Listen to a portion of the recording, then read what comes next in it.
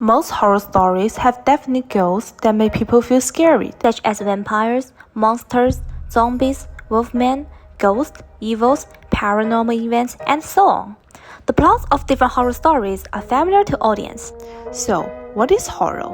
And what is horror? Horror is a kind of entertainment that's designed to spook people, to make them scream and shiver with fear and break out in a cold sweat. I used to think about what the evil wants and why people feel fear. Just because their wants are abnormal, as a horror story fan, I have read different horror works and collect them for many years. Also rejoice that most of them are fake. So, would you want to hear a real horror stories?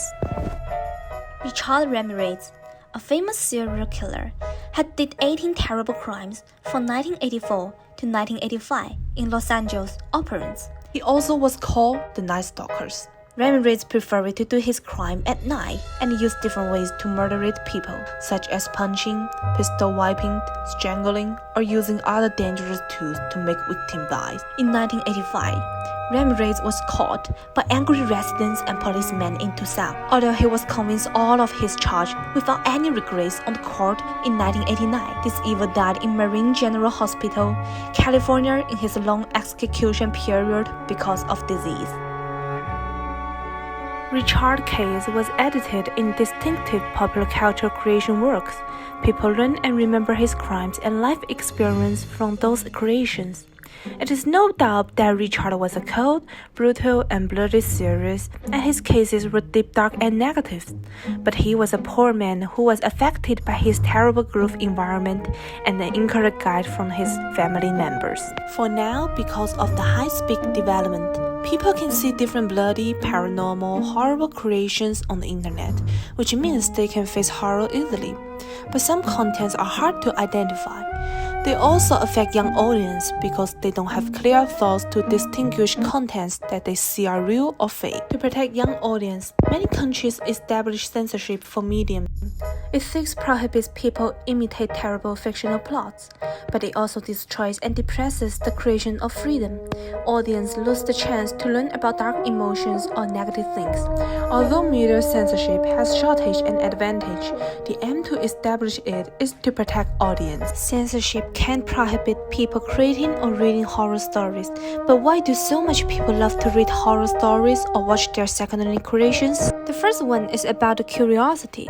Curiosity is a human nature. Horror stories satisfy the human thirst for the unknown. Most people reading horror stories because of curiosity, the excited of researching unknown. As we know, fear is a personality and internal feeling, which became the main factors of horror stories.